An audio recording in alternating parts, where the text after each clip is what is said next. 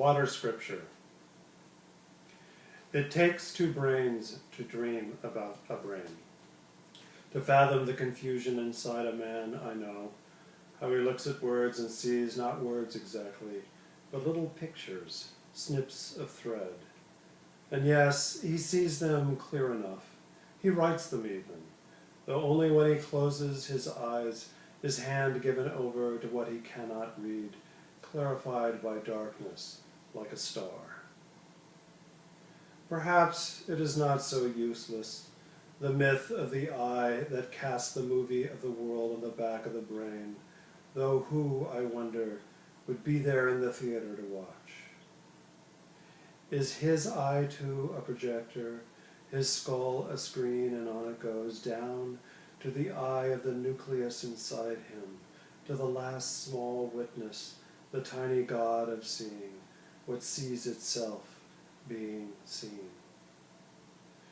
There are those who believe that God created us so she might know her nature, that she inks her pen in us, we who write inside the blackout of our theater, alone, not quite ourselves, and yet refreshed, our eyes the spectacles of other eyes.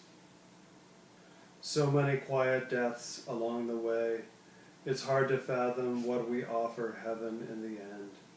If there's a waiting room for all our castaways, the severed leg, the strength we lost, the broken molecules of thought before we lost our train of thought.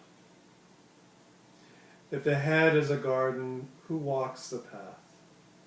Who lifts the tiny latch, making music across the little gaps of mind?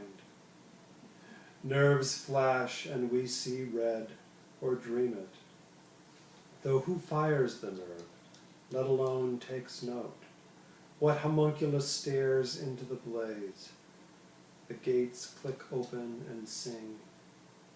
Years from now, when our words break down across the coals, do we hurry to finish passages we cannot read?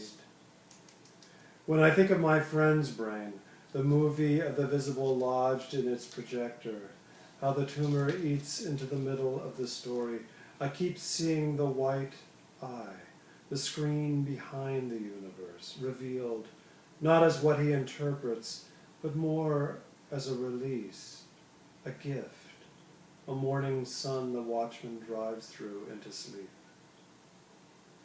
A body understands. It moves about as freely as a body will allow. And as its choices dwindle, the darkening context brings it closer to the movie.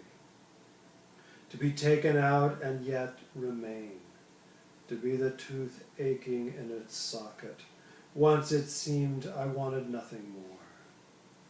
In the garden of the black umbrellas, I stared into a hole filled with rain, whispered to the makeshift oracle, inarticulate with prayer. And I forgot myself a moment, my place inside the soundtrack, its arc, its end, its mission. One cruel awakening deserves another, said the sky. The mind creates mind, said the earth. And both seemed equally true, in spite of death's slow appetite for who we are, we were, what we fathom.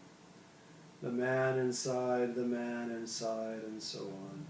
Who's to say it does not go on this way, while we're alive at least, we who watch the fire of the human heart sizzle in the well. Ever to write the passages we cannot read, not knowing what a brain knows, not to mention the hand, the one that misses us, cut off, it seems, abandoned to the blindness of our study. I hear it as it scribbles in grief back to the body. From the world I came, and so return, it writes, in its own dark way, embedded, free.